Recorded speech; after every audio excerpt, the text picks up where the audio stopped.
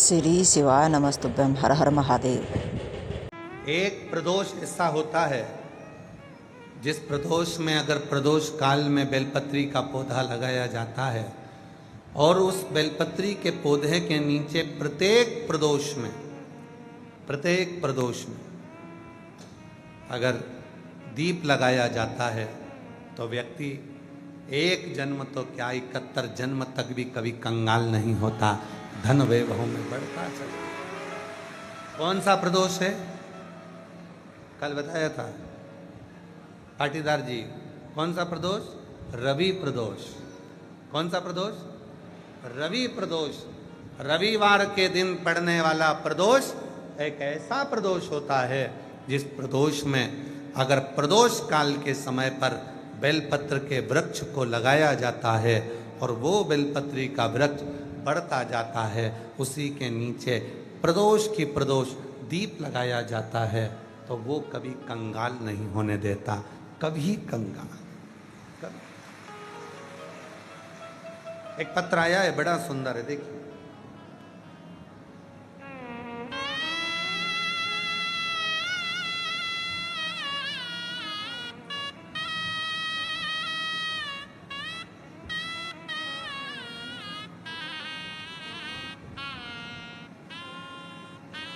प्रदोष के दिन दीपक लगाने का और प्रदोष की पवित्र आनंदमय भक्ति करने का, कुबरेश्वर धाम पर बैठकर कथा श्रवण करने का, और कुबरेश्वर धाम से अगर ऑनलाइन कथा मिल रही है तो अपने अपने घरों पर बैठकर सुनने का क्या फल होता है वो इस पत्र में। मेरा नाम राशमा राजपूत, जिला उत्तर प्रदेश, दुबग्गा मल्लपुर की रहने वाली हूँ। कहीं बैठी हैं? आप ही हैं? आ जाओ, आ जाइए। मेरा नाम सुषमा राजपूत है। मैं उत्तर प्रदेश दुबग्गा मल्लपुर की रहने वाली हूँ। एक लोटे जल का क्या महत्व होता है अब हमको पता चला है। मेरे पति की किराए की दुकान में 10 साल से सरकारी ताला लगा था। 10 साल से सरकारी ताला लगा हुआ था, वजह से हम लोग बहुत परेशान थे। दुकान के बाहर मेरे पति नींबू अदरक बेचते थे। उसी दुकान के बाहर जो 10 साल से जिस पे सरकारी ताला लगा है उसके बाहर मेरे पति नींबू अदरक बेचने लगे। हमारी परेशानियाँ इतनी बढ़ गई। उसी समय पर मेरी जेठानी हमको देखकर बोली कि तुम्हारी दशा बहुत खराब हो रही है, कैसे क्या होगा? एक काम करो, मैंने टीवी पर देखा है वो सियोर वाला बाबा कथा करता है, आस्था चैनल पर कथा आती है, बाबा की आस्था चैनल पर कथा आती है, सुना करो। फिर हमने कथा सुनना शुरू कर दिया। फिर आपके बताए हुए उपाय करने लगे और रोज मंदिर जाने लगे। सन 2023 में रुद्राक्ष महोत्सव में पहली बार आए और पहले दिन की कथा सुनी। फिर दूसरे दिन जब हमने रुद्राक्ष महोत्सव में पहले दिन की कथा सुनी, दूसरे दिन मेरे पति का फोन आ गया। उन्होंने बोला कि यहाँ पुलिस वाले बड़े क्रोध होकर कह कर गए हैं कि तुम्हें अब यहाँ दुकान नहीं लगाना है। देखो, तुम तो सीहोर का कहकर गई थी और कह रही थी कि सियोर वाले बाबा की कथा सुनेंगे सब अच्छा होगा, पर अभी तो मेरे को पुलिस वालों ने यहाँ दुकान लगाने से मना कर दिया कि बाहर भी तुम दुकान नहीं लगा सकोगे। मैंने बोला आप परेशान मत हो, मैं कथा सुन रही हूँ और यहाँ जितने लोग आए हैं कथा सुनने के लिए सब कहते हैं कि यहाँ से कोई खाली नहीं जाता। पुलिस वाले अगर मना कर रहे हैं कि दुकान मत लगाओ, तुम चिंता मत करो, तुम तो बाबा के भरोसे रहो, अपना ठेला रोज लेकर जाओ, मैं कथा पूरी सुनूंगी और मुझे मेरा बाप मेरी विदाई में कुछ ना कुछ जरूर देगा, मुझे भरोसा। गुरुजी बाबा से रोज यहाँ कथा सुनती, कंकर शंकर की पूजा करती, उनसे विनती करती कि सरकारी ताला हट जाए। यहाँ से 7 दिन की कथा सुनकर घर गए। अगले दिन दुकान से मेरे पति आए और उन्होंने बोला कि तुम्हारे बाबा ने सुन लिया कोई रुपया नहीं लिया और बाबा ने सरकारी ताला खोल दिया। और सरकारी ताला खुला, आज बाबा की ऐसी कृपा हो गई, जिस दुकान की कामना किराए से लेते थे आज वो खुद की हो गई और बाबा की कृपा से सारा बाबा ने संभाल लिया। गुरुदेव, लाइसेंस दूसरे का था दुकान का, आज बाबा ने वो खुद का बना दिया। थोड़ा नहीं देता बाबा, जब भी देता है छप्पर फाड़ कर देता है। वो शिव, वो उघड़ी, वो शंभू है, वो त्रिकालदर्शी है, वो कैलाशी है, वो कैलाशी। विश्वास किसको कहते हैं? भरोसा किसको कहते हैं?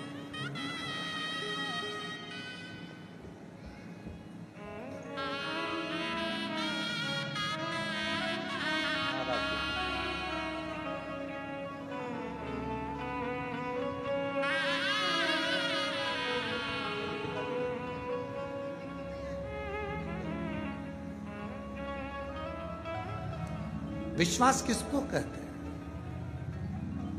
उस बहन का भरोसा देखिएगा जो जिसके पति फोन कर कर कहते हैं अब तो कह दिया पुलिस वालों ने कि बाहर भी ठेला नहीं लगा सर, और वो कथा सुनकर कहती है कि मुझे भरोसा है मेरा पिता मुझे खाली नहीं भेजे। भरोसा इसी को कहते हैं, विश्वास इसी को कहते हैं। मेरी जीजियों, मेरे जीजाओं, मेरी बेटियों बेटाओं, मेरे बुजुर्ग माँ बाप, चाहे आप ऑनलाइन कथा सुन रहे हो, घर बैठकर सुन रहे हो, टीवी पर सुन रहे हो, मोबाइल पर सुन रहे हो, चाहे जो भक्त यहाँ आए हैं वो सुन रहे हैं, विश्वास रखना, कथा सुनकर जा रहे हो, ये कथा तुम्हें बोनस में मिली है, नहीं तो आए तो केवल बाबा की पूजन करने थे। आए तो तुम बाबा की पूजन करने थे, आए तो तुम रुद्राक्ष लेने थे, आए तो तुम केवल कंकर शंकर की पूजन करने थे, पर कथा मिल गई तो समझ लेना कि कहीं ना कहीं 3 महीने में वापिस मेरा बाबा तुमको यहाँ बुलाने वाला है।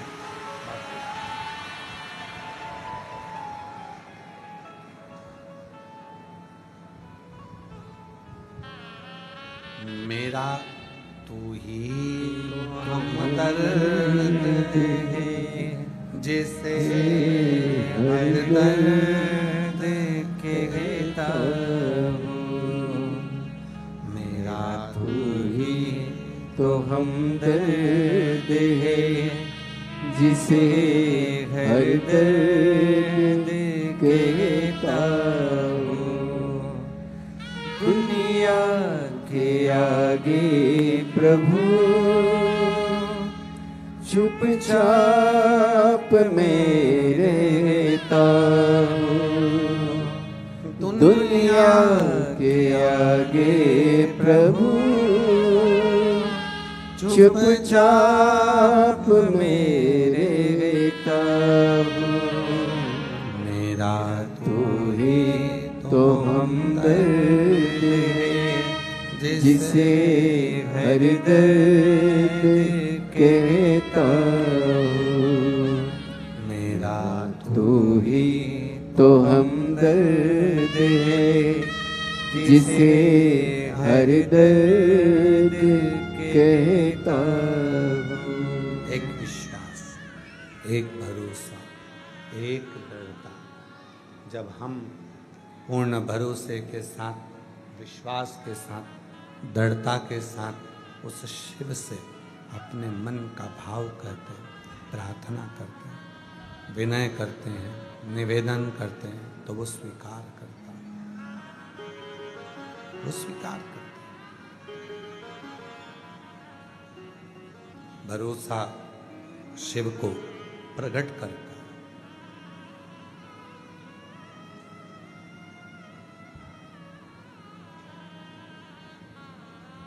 आपकी वाणी से जो शब्द निकल रहे हैं, आप भगवान से जो प्रार्थना कर रहे हैं, वो स्वीकार करेगा, ये निश्चय। अगर भरोसा है तो एक लोटा जल चढ़ाने कौन कौन जाता है? हाथ उठाओ जरा। सभी जाते हो? रखिए, प्रणाम। आपके चरणों को नमन है हमारी तरफ से।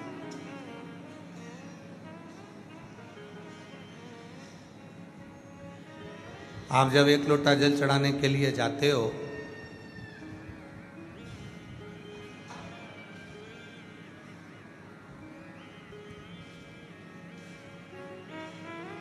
घर में से एक लोटा जल पानी भरते हो, लोटा उठाते हो, लेकर जल भरा, शिवालय तक गए। ढेरों काम घर में पड़े हैं। सुबह का समय भोजन भी बनाना है, बच्चों को स्कूल भी भेजना है, माता पिता को भी देखना है, घर के बुजुर्गों को भी देखना है, घर का झाड़ू पोछा भी पड़ा हुआ है, रसोई घर भी पड़ा हुआ है। सब काम करते करते करते करते बीच में से थोड़ा सा समय निकाला, लोटा भरा, दौड़कर शंकर के मंदिर पहुंच गए, जल चढ़ा दिया। तुम्हें क्या लगा कि मैं शिव के मंदिर में जाकर जल चढ़ा कर आ गई? मेरी जीजियों, मेरे जीजाओं, मेरी बेटियों, मेरे बेटाओं, मेरे बुजुर्ग माँ बाप, तुमने तो जल चढ़ाया, पर शंकर भगवान को जल चढ़ाकर तुमने अपना कर्जदार बना दिया। शिव जी को लगा अपने व्यस्त समय में से इसने समय निकाला, मुझको दिया, और जब इसके जीवन में तकलीफ होगी तो मैं कितना भी व्यस्त होऊंगा, समय निकाल कर इसका दुख मिटाने, इसका कष्ट मिटाने के लिए मुझको जाना पड़ेगा, इसकी परेशानी मिटाने के लिए मुझको पहुंचना पड़ेगा, मुझे जाना।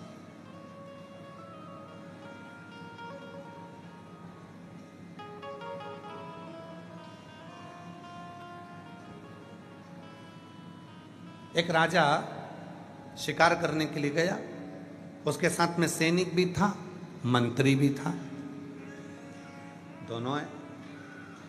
चलते चलते चलते चलते चलते चलते घने जंगल में राजा पहुंच गए।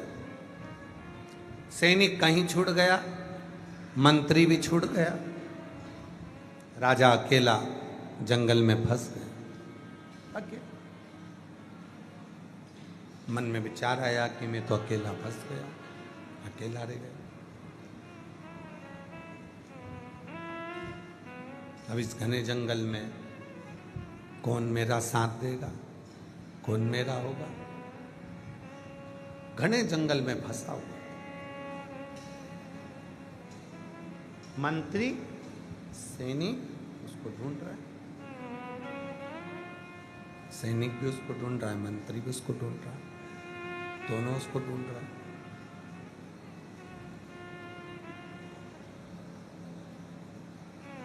मंत्री भी उसको ढूंढ रहे हैं, सैनिक भी उसको ढूंढ रहे हैं। एक संत बैठा हुआ था, उसके दोनों नेत्र नहीं थे। संत के दोनों नेत्र नहीं है, बैठा था। सैनिक निकला वहां से,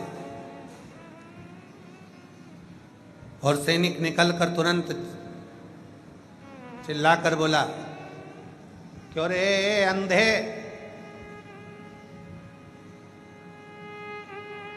किसी को देखा है तूने या किसी के शब्द सुने यहां से जाते हुए? संत ने कहा, मुझे नहीं मालूम, कोई नहीं गया। थोड़ी देर बाद वहां से मंत्री निकल कर गया। मंत्री ने कहा, बाबा आपने किसी के जाने का शब्द सुना है क्या यहां से? बाबा बोले, स्मरण।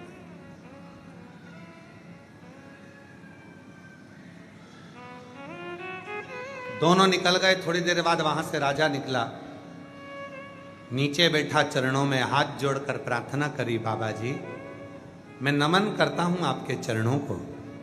बाबा जी मैं भटक गया हूं रास्ता, मेरा सैनिक और मेरा मंत्री मेरे साथ में था, कहीं चला गया, मालूम नहीं पड़ रहा।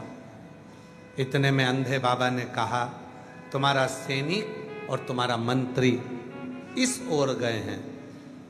राजा ने कहा, बाबा जी आपके तो नेत्र नहीं है, फिर आप कैसे कह सकते हैं कि सैनिक और मंत्री इधर गए हैं?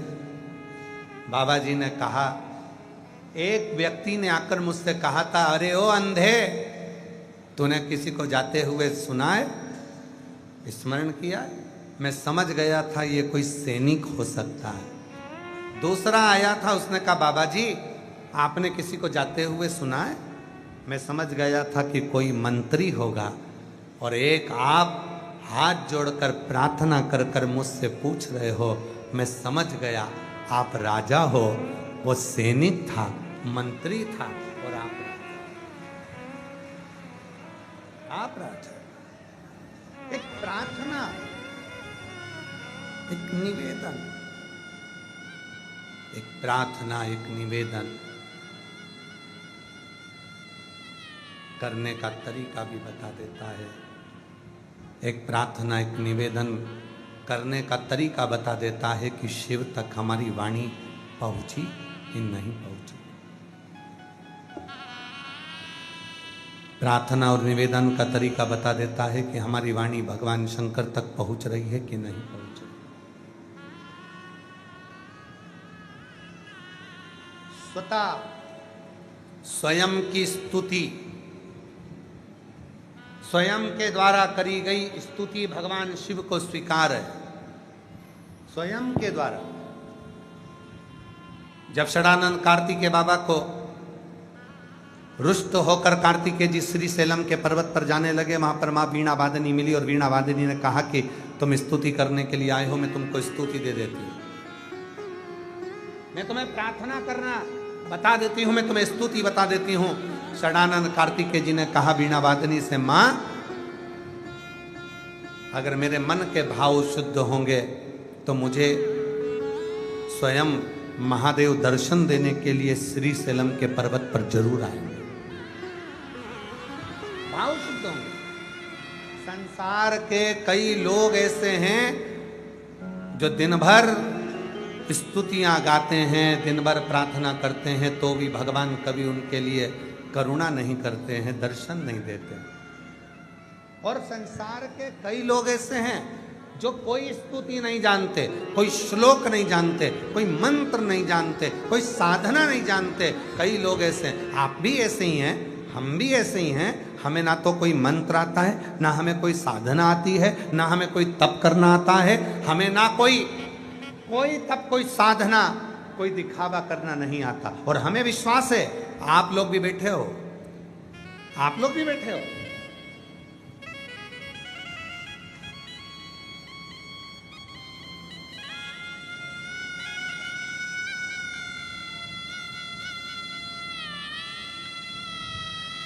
कोई दरी बिछी है यहाँ पे? जम के बोलो पीछे। बैठने के लिए कोई दरी बिछी है? आप लोगों के लिए कोई कारपेट बिछाया गया? जम के बोलो नहीं बिछाया गया। बिछाया है? नहीं। यहाँ कुछ बिछाया आप लोगों के लिए? नहीं। यहाँ बिछाया आप लोगों के लिए? नहीं।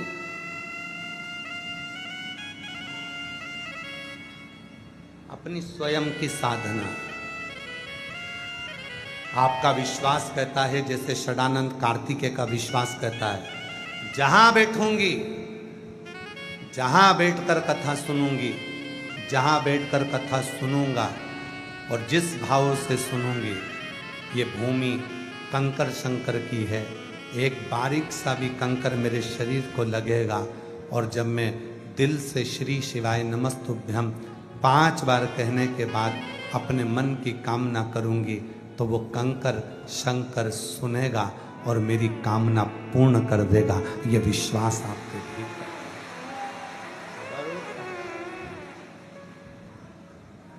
ये विश्वास आपके भीतर। षडानंद कार्तिकेय जी ने माता वीणा वादनी से कह दिया, नहीं नहीं मुझे मंत्र नहीं चाहिए, मुझे साधना करना नहीं आता, मैं तप नहीं करूंगा। भगवान षडानंद कार्तिकेय जी कहते हैं, मैं तो केवल मेरे हृदय के भाव को शिव से कहूं, हृदय के।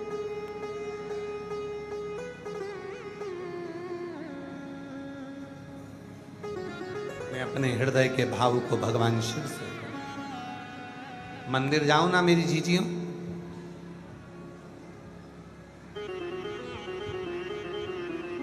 अगर मंदिर जाओ, कई लोग कहते हैं कि वो हनुमान जी के मंदिर में बैठे हैं और चिल्ला चिल्ला कर हनुमान चालीसा का पाठ कर रहे हैं। राम जी के मंदिर में बैठे हैं, चिल्ला चिल्ला कर राम रक्षा स्तोत्र का पाठ कर रहे हैं। शिव के मंदिर में बैठे हैं, शिव चालीसा का पाठ चिल्ला चिल्ला कर रहे हैं। तांडव स्तोत्र का पाठ कर रहे हैं, चिल्ला चिल्ला कर आवाज लगा लगा कर पाठ कर रहे हैं। करो, हम मना नहीं करेंगे, खूब अच्छे से करो, पर एक स्तुति अपने दिल की भी होना चाहिए कि भगवान शंकर को मैं अपने मन से, हनुमान जी को मैं अपने मन से, राम जी को मैं अपने मन से क्या कहूँ जिससे मेरे राघव जी, मेरे हनुमान जी, मेरे शंकर जी प्रसन्न होकर दर्शन दे दें। वो स्तुति मेरे दिल से निकलना चाहिए, दिल से। एक चरित्र आता है, एक बकरी चराने वाला, भेड़ चराने वाला भेड़ चराता था। आप लोगों के गांव में भी अगर भेड़ चराने वाले आते होंगे तो आप लोग देखते होंगे, भेड़ चराने वाला, बकरा बकरी चराने वाला, भेड़ चराने वाला रात्रि के समय पर सारी भेड़ों को एक जगह इकट्ठा कर लेता है, बैठ जाता है और रोज उसका नियम है, शाम का समय होता भेड़ों के पास में बैठकर भेड़ बकरी के छोटे छोटे मेमनाओं का, बच्चों का सिर में से, बाल में से जूं खींचता रहता, कीड़े निकालता रहता और कीड़े निकालते निकालते बोलता, ओ भगवान राम, जंगल में रहते रहते 14 वर्ष तक तुम्हारे भी बालों में कुछ ना कुछ तो पड़ गया होगा, एक बार तो मिल जाओ, तुम्हारे सिर के सारे बालों में से बीन कर जो भी होगा मैं निकाल दूंगा।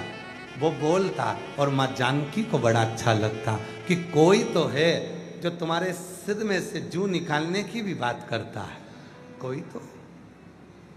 एक दिन एक संत निकल कर जा रहे थे, संत ने सुना, गुस्सा आ गया, संत ने उसको वो बोलने से मना कर दिया, उसने बोलना बंद कर दिया। जैसे ही बोलना बंद करा, अब तो माता सीता उदास रहने लगी। 4 दिन हो गए, सीता जी से राम जी ने पूछा तो इतनी उदास क्यों है? सीता जी कहीं वो भेड़ चराने वाला रोज शाम को बोलता था कि राम जी वन में रहते रहते तुम्हारे मस्तक में जू पड़ गई होगी, मैं निकाल देता हूँ। ये सुनकर मैं बड़ी प्रसन्न होती थी। राम जी ने हनुमान जी को भेजा, हनुमान जी ने जाकर संत को जाकर एक गदा का प्रहार कर कर कहा, जाओ उस भक्त से जाकर कहो कि वो जैसी स्तुति गाता था वो वैसी ही स्तुति गाए, उसे एक ना एक दिन परमात्मा का दर्शन जरूर होगा। संत पहुंचे, चरण पकड़ लिए उस भेड़ चराने वाले के, संत ने चरण पकड़ लिए भेड़ चराने वाले के। इतने सालों से मैं भगवान का तप कर रहा था, आज तक भगवान नहीं मिला, बस एक तू ऐसा है कि तुझे मैं बोल कर गया स्तुति बंद करने का, और वो हनुमान जी ने मुझे दर्शन दे दिए तेरे चक्कर में, आज मैं कृतार्थ हो गया। ये करुणा नहीं तो और क्या? तू जैसी स्तुति करता था वैसी स्तुति कर, जैसी प्रार्थना करता था वैसी प्रार्थना कर, जैसा बोलता था वैसा।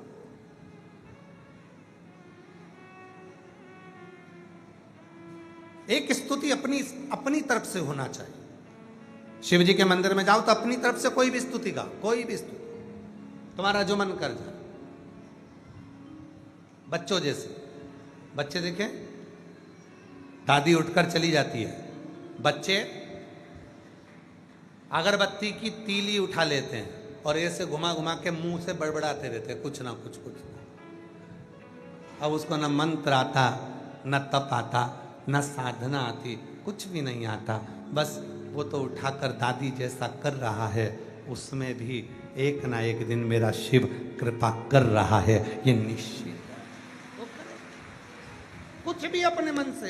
एक पत्र है जिसमें एक बहन ने लिखा मैं आपको नहीं जानती थी, मैं कुबेरेश्वर धाम नहीं जानती थी, मैं शंकर की पूजन करने नहीं जाती थी, मैं साधना नहीं करती थी, मैं मंत्र नहीं जानती थी और मैं कुछ भी नहीं जानती, तो भी मेरे शिव ने कृपा करी और वो पत्र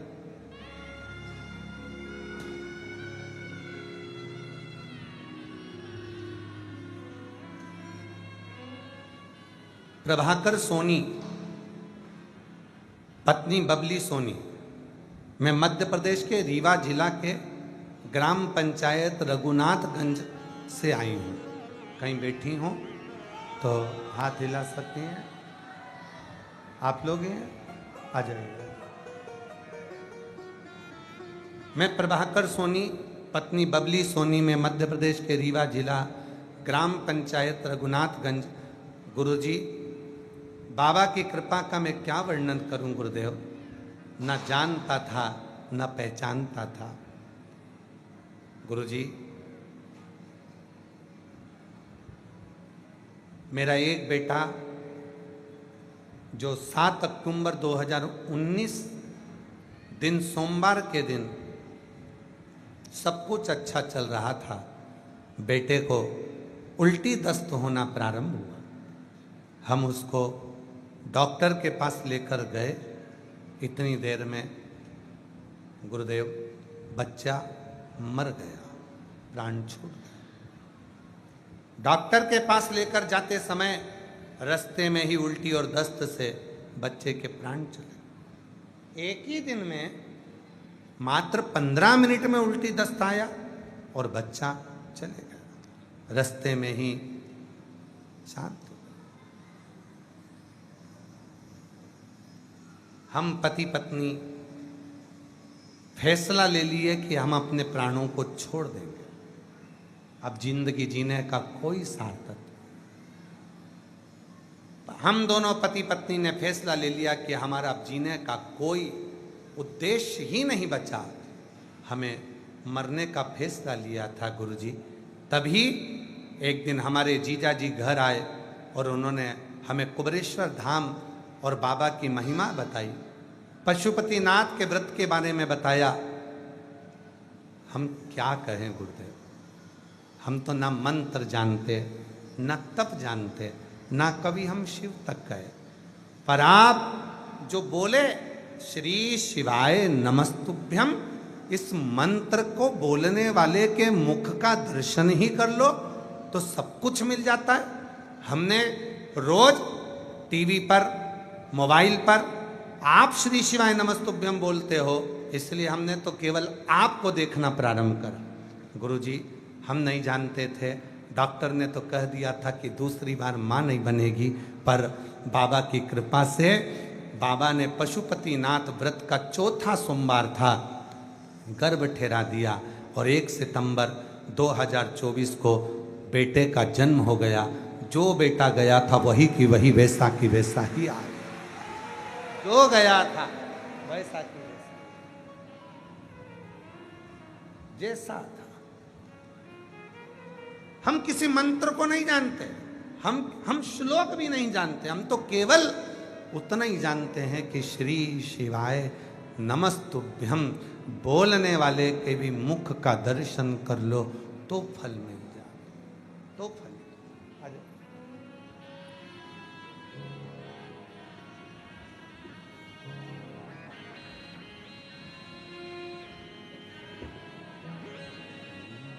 मेरा तू ही तो हमदर्द है, जिसे हर दर्द कहता हूँ। मेरा तू ही तो हमदर्द है, जिसे हर दर्द कहता हूँ। दुनिया के आगे प्रभु चुपचाप में रहता हूँ। दुनिया के आगे प्रभु चुपचाप में रहता हूँ। मेरा तू ही आंसू तो तो हम अच्छे खुश दर्द हो हैं आंसू बचे। जिसे हर दर्द कहता हूँ। मेरा तू ही तो हम दर्द है जिसे हर दर्द कहता हूँ। ले ले बेटा।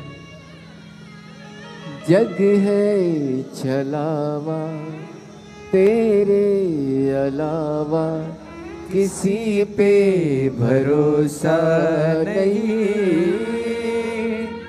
किसी पे भरोसा नहीं। मुझे दाना पानी सिवा तेरे दानी किसी ने परोसा नहीं, किसी ने परोसा नहीं। भला कैसे भूलूं मैं तेरी मेहरबानियाँ। मेरा तू ही तो हमदर्द है जिसे हर दर्द कहता हूँ।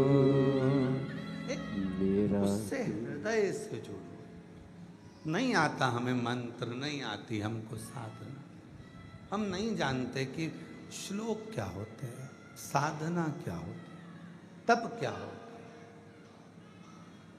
विश्वास तो है, भरोसा तो है। लोटा भरकर जल चढ़ाने जाओ ना तो एक स्तुति अपने दिल की भी कहो। पापा मैं तुमको अपना बाबा, मैं आपको अपना पिता मानती हूँ। मैं मंत्र श्लोक साधना तप नहीं जानती, मैं घर में रहती हूँ। मैं जानती हूँ कि मेरे घर में हो सकता है कि मेरे को समय भी ना मिले तुमसे मिलने का। बहुत ताने सुनती हूँ फिर भी रहती हूँ। बहुत लोग कहते हैं मेरा सम्मान नहीं होता तो भी कहती हूँ, पर तू है ना मेरा बाबा, तू मुझे संभाल ले। हे शिव, नहीं देखा मैंने दुनिया को पर तुझे देखा है, और ये मेरा भरोसा कहता है कि तू मुझे स्वीकार कर लेगा।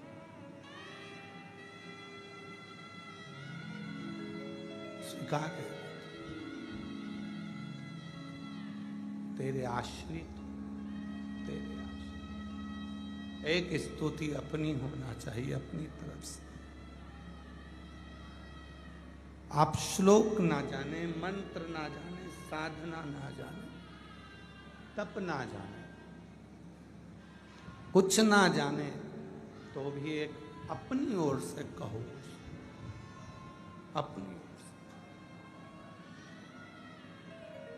कई बच्चे, नवयुवक लड़का लड़कियां कहते हैं कि हमारी लाइफ क्या है, आने वाला समय क्या है।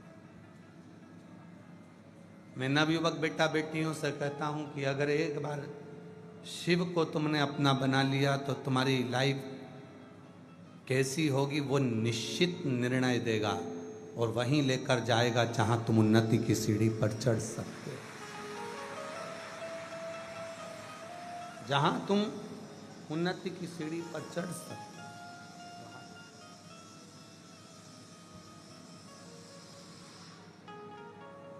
हृदय, चित्त, मन,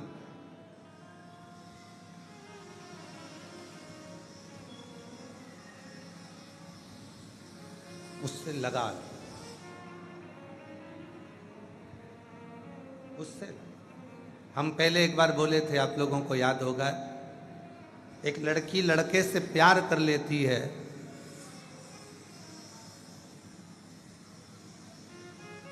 और जब प्यार हो जाता है तो खर्चा जिससे प्यार किया वही उठाता है।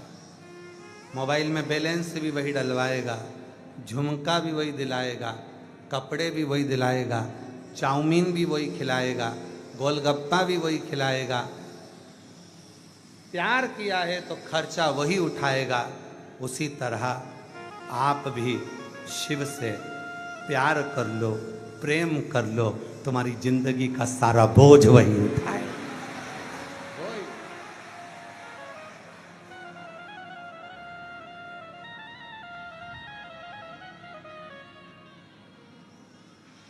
उसी से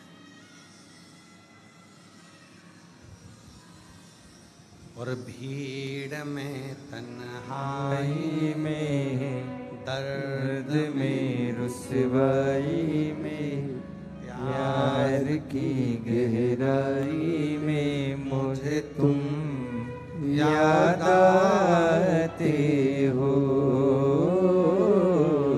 मुझे तुम याद आते हो। प्रेम शिव से करो। दुख आया पहले वो खड़ा हुआ, तकलीफ आई पहले वो खड़ा हुआ, कष्ट आया पहले वो खड़ा हुआ जिससे तुमने स्नेह किया। केवल एक लोटा जल नहीं है, तुम्हारा प्रेम है जो शिव पर उंडेलने के लिए जाते हो। तुम्हारे घर की दशा है जो शिव को देने के लिए जाते हो। अपने घरों का विचार है जो शिव को देने के लिए जाते हो।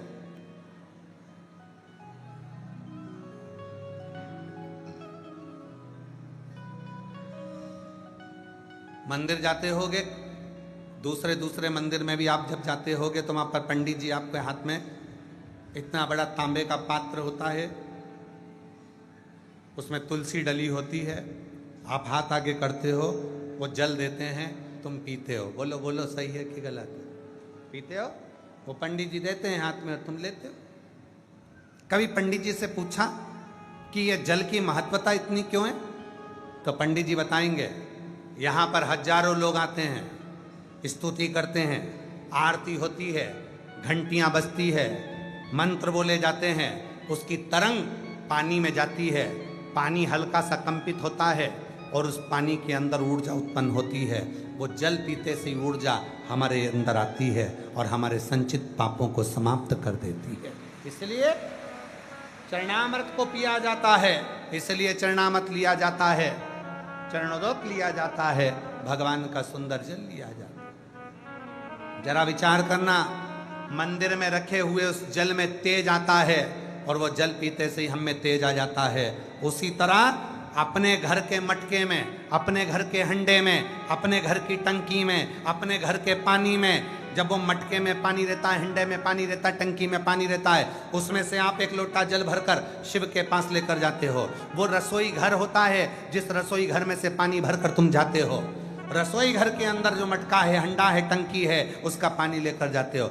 दिन भर रसोई घर में क्या बात हुई, क्या क्लेश हुआ, क्या आप शब्द बोले गए, क्या हो रहा है, कौन चिड़चिड़ कर रहा है, क्या हो रहा है, ये रसोई घर में सब चलता है। और रसोई घर की तरंग उस पानी में जाती है। उस पानी को लेकर आप घर के अंदर से बाहर निकल कर जाते हो। घर के अंदर से जब निकलते हो, पूरा वास्तु उस जल के अंदर आ जाता है, पूरा क्लेश जल के अंदर आ जाता है, पूरी परेशानियां जल के अंदर आ जाती है, सारे घर के व्यक्ति का टेंशन जल के अंदर आ जाता है। और वो जल जब महादेव को चढ़ता है तो तुम्हारा घर अपने आप पवित्र होना प्रारंभ हो जाता है। वो जल शुद्ध है। कहा गया, जल चढ़ाकर वापिस लेकर आओ, अपने घर में प्रक्षण करो। जब हम जल चढ़ाते हैं, शिव पर चढ़ते ही वो जल शंकर की जटा पर जल पहुंचा तो गंगा जल हो गया। शिव के शिवलिंग पर चढ़ते ही जल गंगा जल हो जाता है। सप्त नदी, सप्त सरोवर, सारे तीर्थ, सब कुछ वही है। और वो जल हमारे घर आकर प्रोक्षण करने पर सारी हमारे अंदर की जो नेगेटिवता है वो बाहर निकलती है और ऊर्जा घर में प्रवेश करती है। वो घर में प्रवेश कर।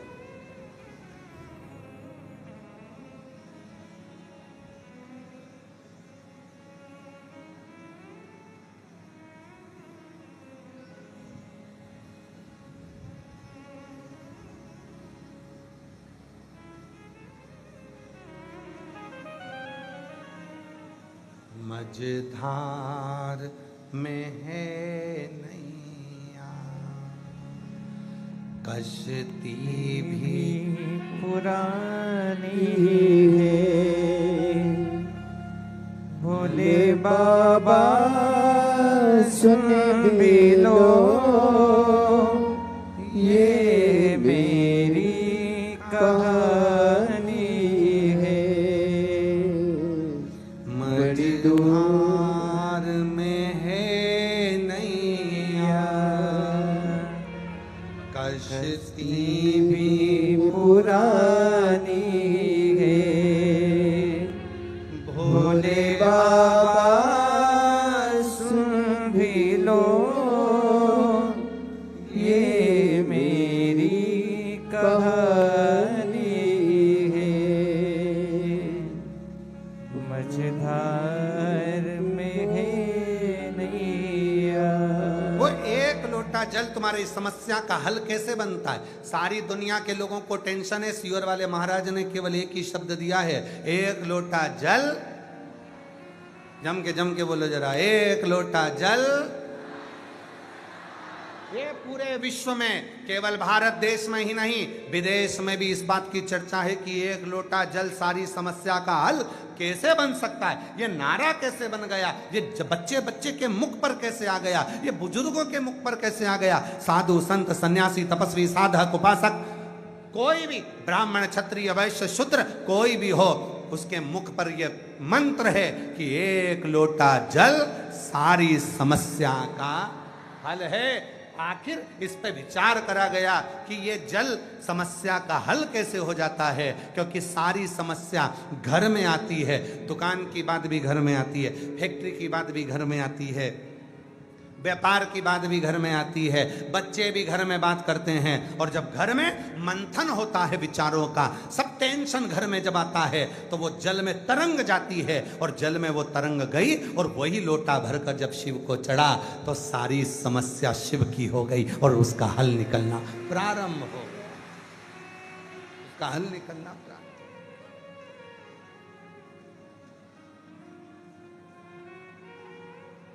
वो हल निकला।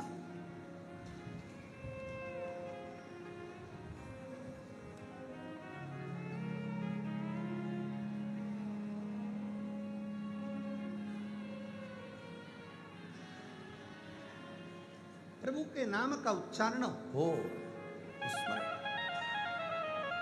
ना शिव नाम लीनो तूने भरी जवानी में,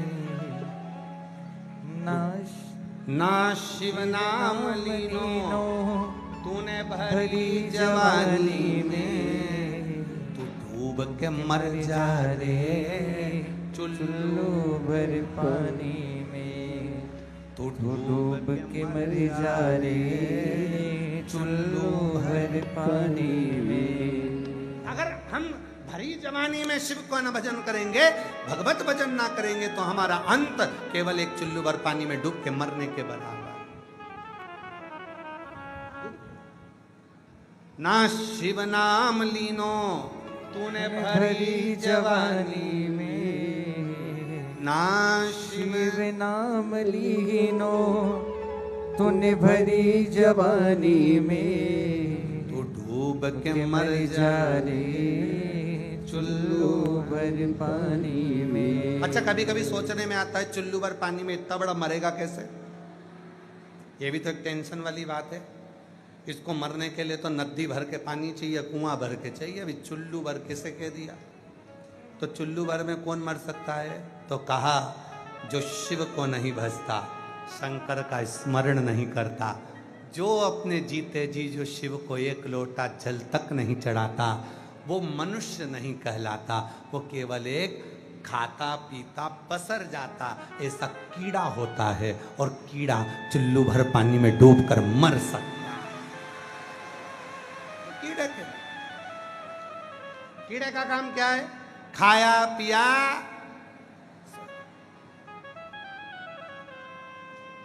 आजकल के जमाने में बीमारी क्यों बढ़ रही है? ये बीमारी क्यों बढ़ रही? शुगर की बीमारी, थायराइड की बीमारी, कहीं ब्लड प्रेशर, कहीं अटैक, कहीं ये कहीं वो। क्यों हो रहा है बीमारी? क्योंकि आज के जमाने के लोग इतने आलसी, इतने आलसी, इतने आलसी, इतने आलसी कि पूछो ही मत। और उन आलसियों में कोई दूसरे नहीं है, अपन भी सब है। तुम भी कम आलसी हो? इतने आलसी, एक पिताजी ने बेटे से कहा कि भैया को बुला दे, और बेटा वहीं बैठे बैठे बुलाने नहीं गया। कहाँ है तू? ऊपर ही तो हूं, नीचे आजा, पापा बुला रहे। 2 कदम नहीं चला, वहीं बैठे बैठे बुला दिया।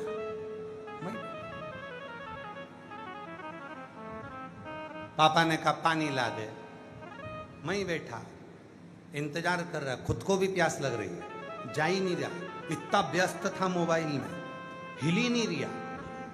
आलसी, न खुद पीने जाए ना पिलाए।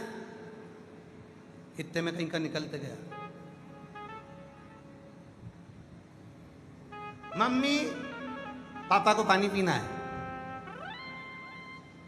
1 गिलास ला देना। अब जा ही रही हो तो मेरे लिए भी ले आना। अगर समझदार मम्मी हो तो झाड़ू उठा के झूड़ दे। वहीं बैठा है, 2 मिनट हिल नहीं सकता, पानी नहीं ला सकता।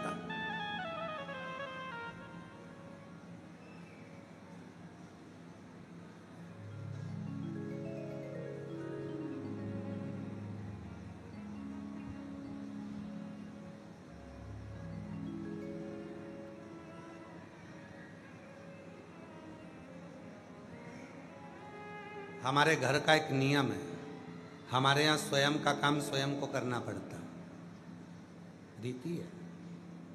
भोजन करना है, आसन बिछाओ, पानी भर के बैठो, आएगा भोजन। 50% काम तुमको करना है, चल दो। भोजन बनाने वाला कोई सेवक नहीं,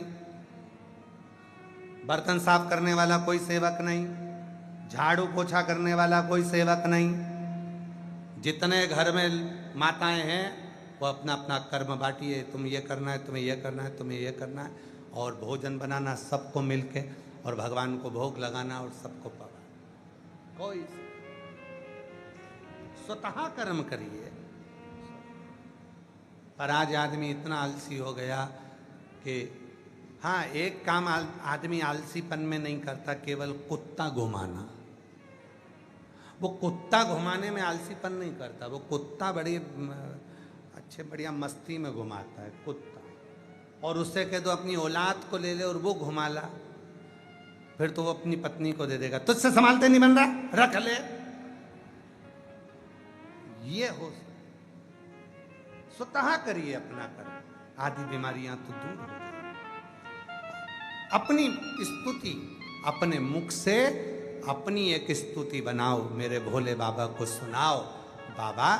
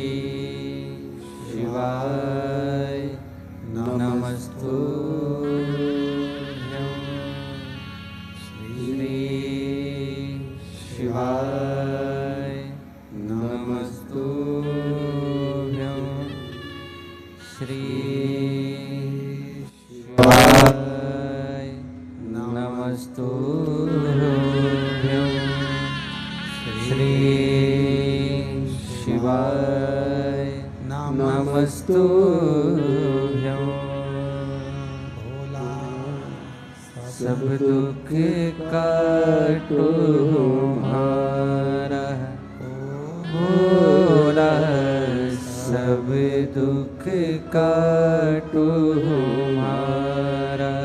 शिव शंकर जपो तेरी माला, भोले बाबा जपो तेरी माला। सब दुख काटो हमारा, भोला सब दुख काटो हमारा। है मंगल मंगलकारी, शिव मंगल मंगलकारी। निवासी हमारा, निवासी हमारा। हो भोला सब दुख काटो हमारा, भोला सब दुख काटो हमारा।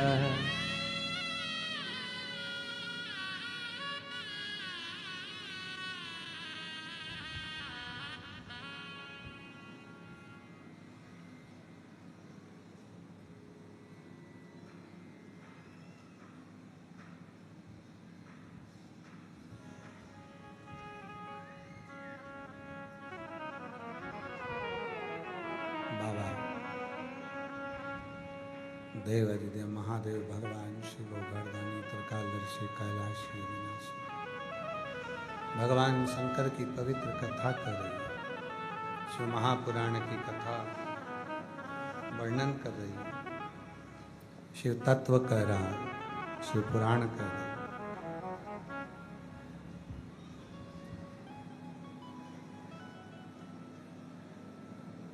अपने मन के भाव को शिव को कहो। चंचुला देवी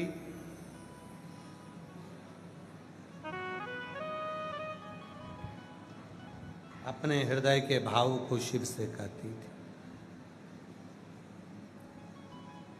जिस दिन संसार का मनुष्य अपने मन के भाव को भगवान से कहना प्रारंभ कर दे, उस दिन वो ईश्वर उसके मन के भाव को स्वीकार करना प्रारंभ कर। हृदय का भाव तो कहें,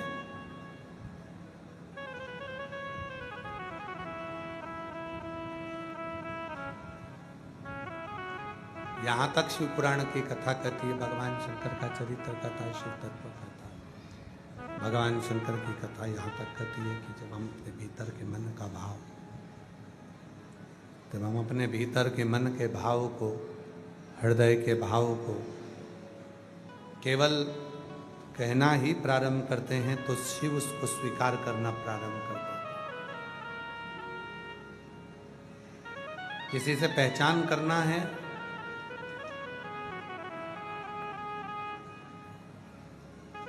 तो उससे बात करना पड़ेगा, थोड़ी चर्चा करिए, थोड़ी बात करिए। अगर किसी से पहचान करना है तो उससे बात करना जरूरी है, पहचान करना जरूरी है। थोड़ी चर्चा करिए, बात करिए। उसी तरह एक लोटा जल लेकर जब शिव के मंदिर जाओ तो उससे कुछ थोड़ी देर की बात करिए, बात करिए।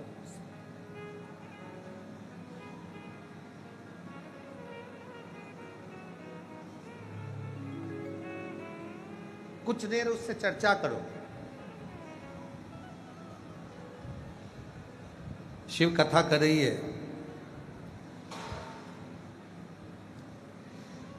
एक ज्योतिर्लिंग है नागेश्वर ज्योतिर्लिंग, सौराष्ट्र का वो ज्योतिर्लिंग जिसमें एक दारुक नाम का असुर हुआ और जिसकी धर्म पत्नी का नाम था दारुका।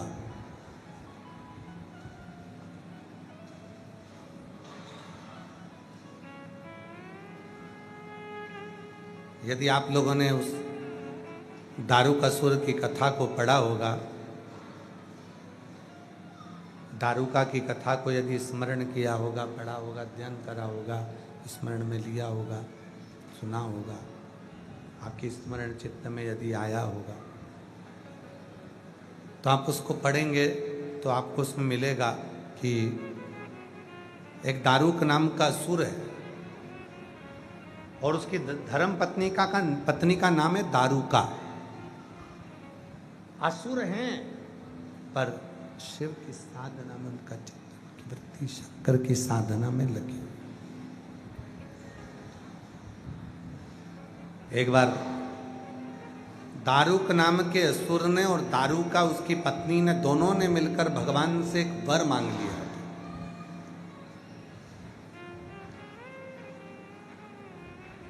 कि जिस वन में हम निवास करते हैं, इस वन को लेकर हम कहीं पर भी जाएं और वहां बैठकर हम अपना कार्य करें। जैसे शिव महापुराण की कथा में आता है, जहां पर बेलपत्र का वृक्ष होता है, वहां स्वयं भगवान श्री हरि ब्रह्मा और भगवान शिव निवास करते हैं। उसको बैकुंठ माना जाता है, जहां पर बेलपत्र का वृक्ष होता है, वो बैकुंठ।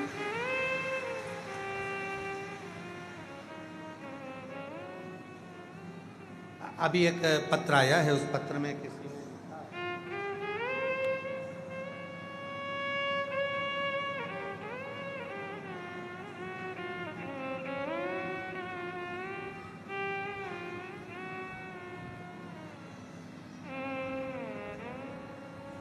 मेरा नाम श्यामाबाई प्रजापति है, मैं आष्टा जिला सीहोर की रहने वाली हूँ। मैं श्री अवंतिका रेस्टोरेंट आष्टा जिला सीहोर के पास में निवास। कहीं बैठी हैं, कहीं बैठी हो तो हाथ हिला सकते। उनका पत्र है, मेरा नाम श्यामाबाई प्रजापति है, मैं आष्टा जिला सीहोर की रहने वाली हूँ। गुरुजी, हमारे घर में, घर के सामने आंवला और बेलपत्र के पौधे एक साथ एक जगह पर लगे हैं। अब वो बड़े हो गए। कई लोग आते हैं, कहते हैं कि आंवले का वृक्ष, बेलपत्री का वृक्ष एक साथ नहीं होना चाहिए। कोई कहता है होना चाहिए, कोई कहता है नहीं होना चाहिए। मेरी जीजी हरिओ, मेरी बहना श्यामाबाई प्रजापति जी, हम एक निवेदन करना चाहेंगे। दुनिया का काम एक ही बचा है आज के ज़माने में, केवल दूसरे को राय देना, क्योंकि इनकी राय इनकी घर में तो चलती नहीं है। दूसरे को राय देना सरल है। शिव महापुराण की कथा कहती है, बेलपत्र का वृक्ष स्वयं नारायण भगवान शिव और पार्वती का प्रतीक है, और आंवले का वृक्ष स्वयं लक्ष्मी और नारायण का प्रतीक है। दोनों प्रतीक। अभी कहाँ बैठी हैं आप? आ जाओ, आ जाओ। अच्छा प्रश्न है आपका। आओ आओ, बेलपत्र यहाँ से लेकर आ जाओ। गुरुजी, अब आप बताइए कि हम आंवले का वृक्ष और बेलपत्री के वृक्ष को कहाँ लेकर जाएं? कहीं मत लेकर जाओ। जो तुम्हें राय देने आए उसको रेस्टोरेंट भेज दो, कह दो भैया चाय पी कर आओ, नाश्ता कर आओ, पर हमको इस तरह की राय ना दीजिए। शिव महापुराण की कथा कहती है, वृक्ष लगाओ, खूब लगाओ, और पूरी पृथ्वी को हरा भरा कर दो, पूरे संसार का पर्यावरण शुद्ध कर दो। खूब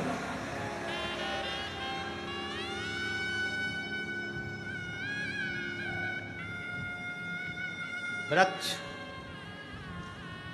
काटने से अच्छा है अपने गंदे विचारों को काटो।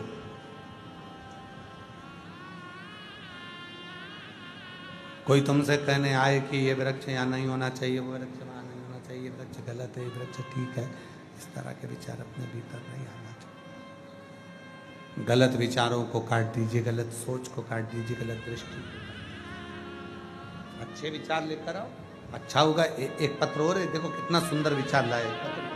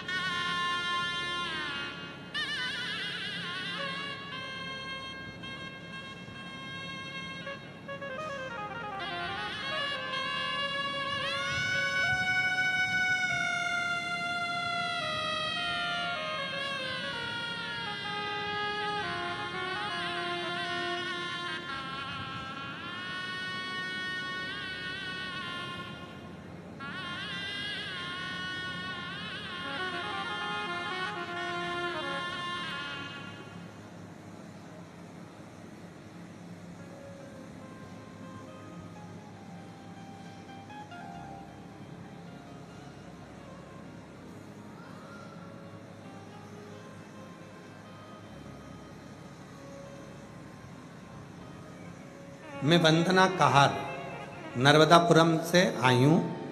मेरी 3 बेटियां हैं और मेरी मंझली लड़की जो है बचपन से सुन और बोल नहीं पाती थी, ना बोलती है ना सुनती।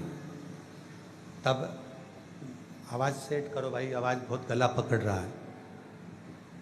मंझली लड़की ना तो बोल पाती है ना सुन पाती है। हम बहुत परेशान हो गए थे। तब आपकी कथा के बारे में सुना और 1 लोटा जल चढ़ाना प्रारंभ किया। हम सीहोर आए, यहाँ से रुद्राक्ष लेकर गए और वो रुद्राक्ष पानी के लोटे में गलाकर शिव जी को चढ़ाना प्रारंभ कर, चढ़ा हुआ जल अपनी बेटी को भी देना प्रारंभ करा। आज मैं बाबा को धन्यवाद देने के लिए आई हूँ गुरुदेव, कि मेरी बेटी को जो बिल्कुल नहीं बोलती थी, एक शब्द भी उसके मुख से नहीं निकलता था, आज मेरी बेटी ने थोड़ा थोड़ा बोलना प्रारंभ कर दिया। मैं बाबा को यहाँ धन्यवाद देने के लिए कहीं बैठी हूँ। मैं वंदना कहार नर्मदापुरम से, मेरी 3 बेटी हैं। मंझली लड़की बचपन से सुन नहीं पाती और बोल नहीं पाती, ना तो वो श्रवण करती है ना वो बोलती। पर जब से मैं रुद्राक्ष का जल उसको दे रही हूँ, रुद्राक्ष का जल बेलपत्र पिलाने से थोड़ा थोड़ा अब वो बोल पाती है। मैं बाबा को यहाँ धन्यवाद देने के लिए आई हूँ। एक पत्र और है बड़ा।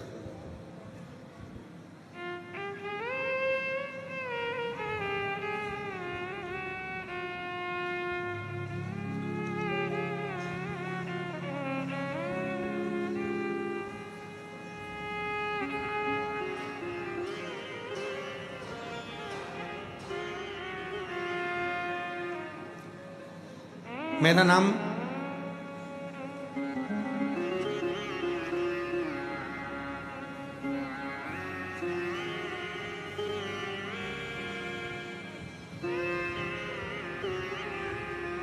नाम पार्वती साहू है। मैं ग्राम पोटिया कला, जिला दुर्ग, छत्तीसगढ़ से आई हूँ। कहीं बैठी हो तो हाथ हिला सकती हैं। अगर बैठी हो आप ही हैं, आ जाइए, आ जाओ।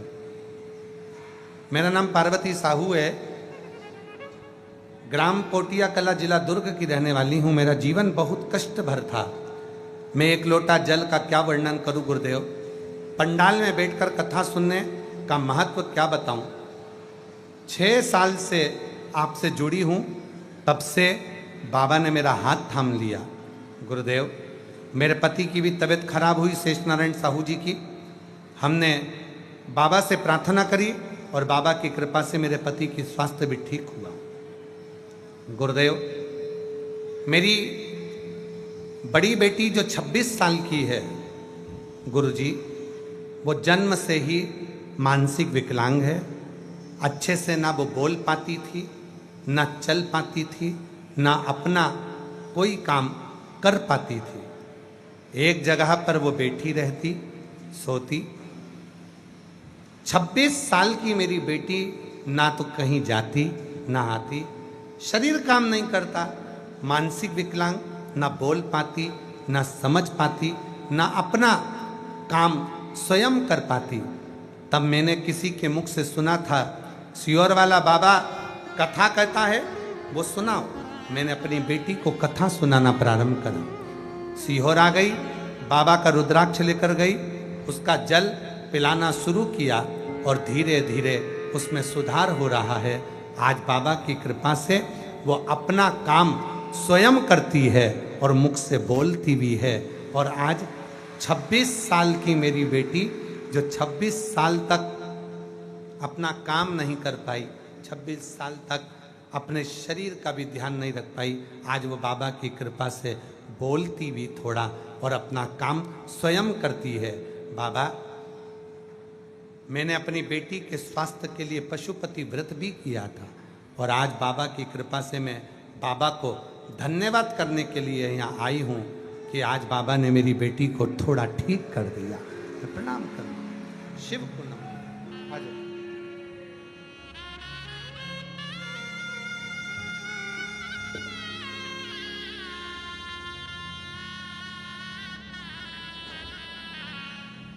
जो जैसी भावना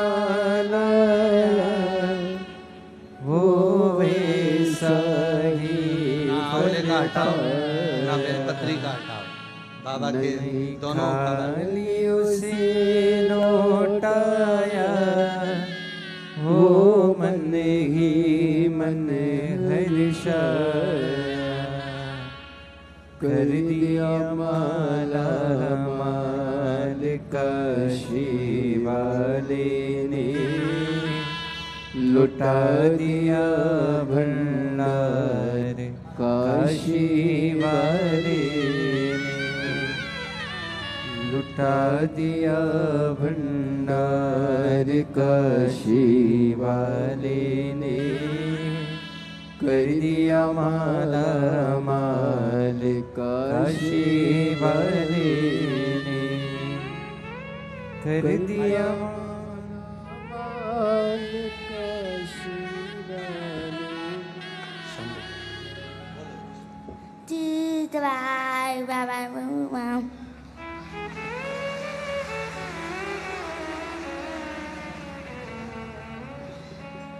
बोल नहीं सकती थी, सुन नहीं सकती थी, बाबा की कृपा से वाणी आई है, बोलना चालू करा है।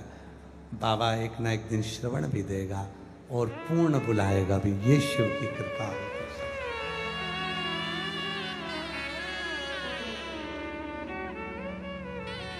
मांगा है भोलेनाथ से वरदान एक ही, मांगा है भोलेनाथ से वरदान एक ही, तेरी कृपा बनी रहे जब तक है जिंदगी, तेरी कृपा बनी रहे जब तक है जिंदगी।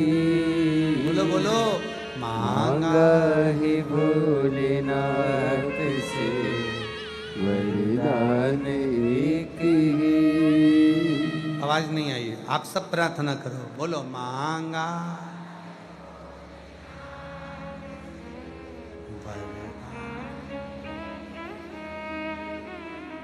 मांगा है भोलेनाथ,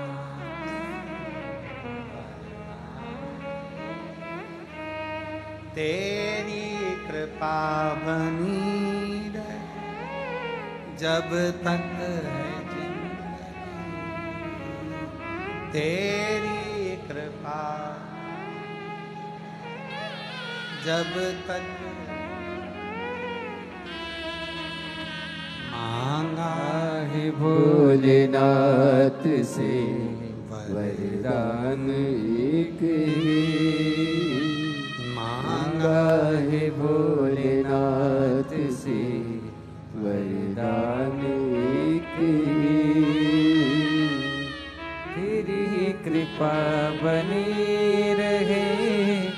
जब तक है जिंदगी तेरी कृपा बनी रहे, जब तक है जिंदगी मांगा है भोलेनाथ से वरदान की, मांगा है भोलेनाथ से वरदान की। शिव तत्व किसको कहे, शिव की उदारता किसको, शिव की करुणा किसको कहे? भाई तो भेज दे इसको, दे दे, इसका भाई है ना गुड़िया का।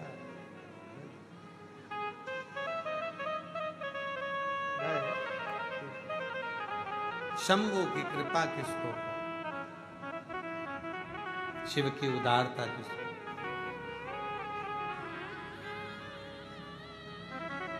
एक बेल वृक्ष भी अगर किसी के यहाँ है, समझ लो पूरा स्वर्ग, पूरा वैकुंठ, 33 कोटि देवता आपके आंगन में निवास करते हैं। आप क्या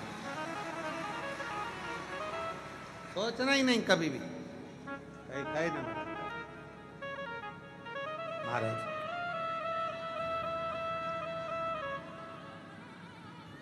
लिंग पुराण को पढ़िएगा कभी, और नर्मदा पुराण का अध्ययन करिएगा, शिव महापुराण को जरा गहनता से पढ़िएगा।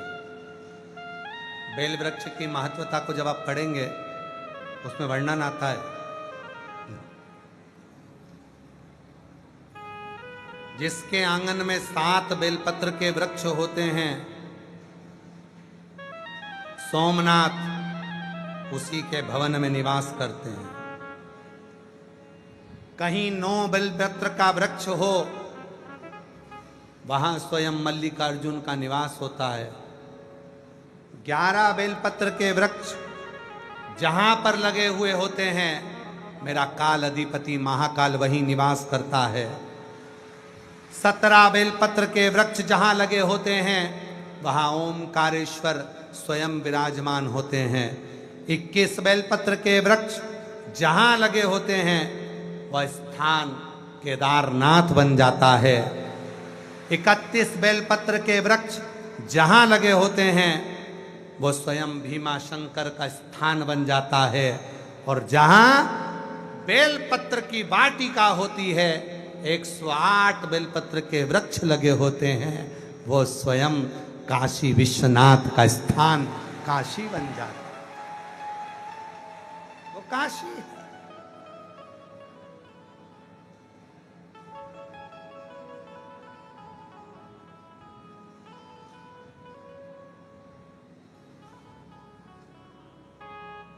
काशी में गंगा ज्ञानवापी, मसान काशी का मणिकर्णिका घाट, और काशी का विश्वनाथ।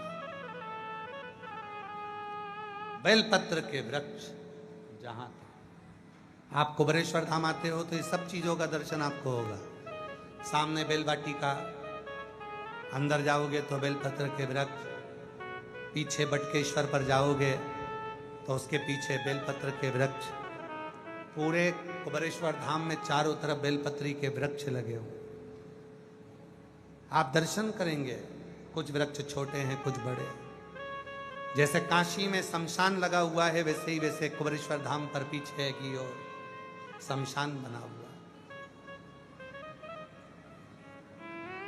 जैसे काशी में ज्ञानवापी है, वैसा ही कुबेरेश्वर धाम का जहाँ कंकर शंकर रखा हुआ है, जिस शिला का आप दर्शन करते हो, 2 त्रिशूल लगे हैं, उसी के पास में एक वापी है, कुआं है, उसके ऊपर छत डाल दी गई है। वो ज्ञानवापी का ही।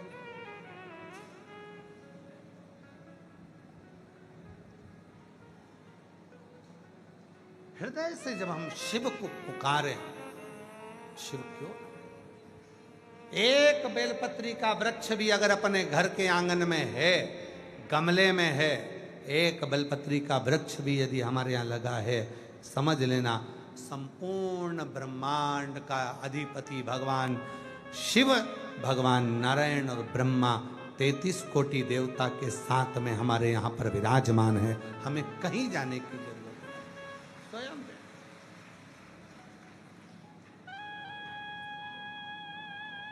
कहाँ जाए। कभी आप लोगों का मन हुआ करे ना कि मुझे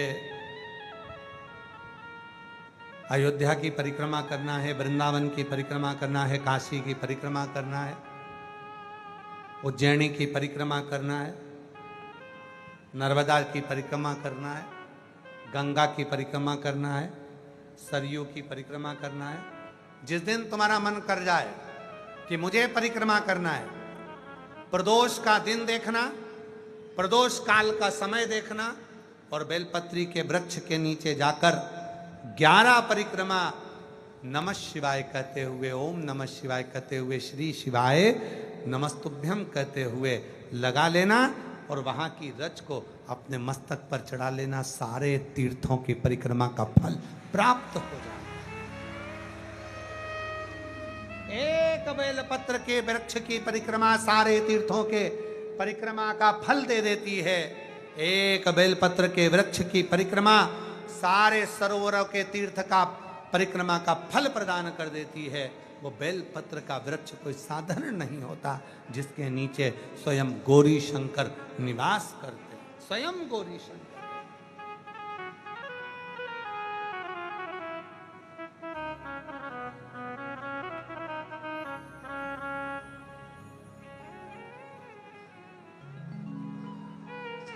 तेरी और ऐसे ऐसे वर दारू का सूरन है, दारू का ने मांगे थे। ऐसे ऐसे वर दारू और दारू का ने मांगे थे जो भगवान शिव ने उनको प्रदान करे। ऐसे ही नागेश्वर ज्योतिर्लिंग की स्थापना नहीं हो जाती।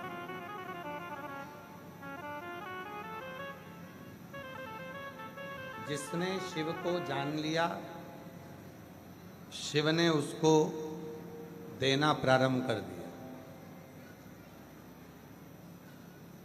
ब्रह्मा जी भगवान शंकर को नहीं जान पाए।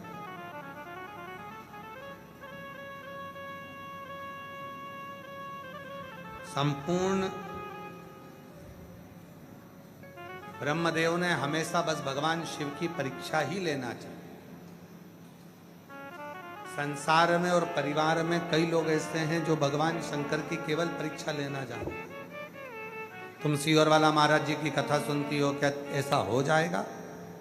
जल चढ़ाओगी तो उससे ऐसा हो जाएगा? पशुपति व्रत करेंगे तो उससे ऐसा हो जाएगा?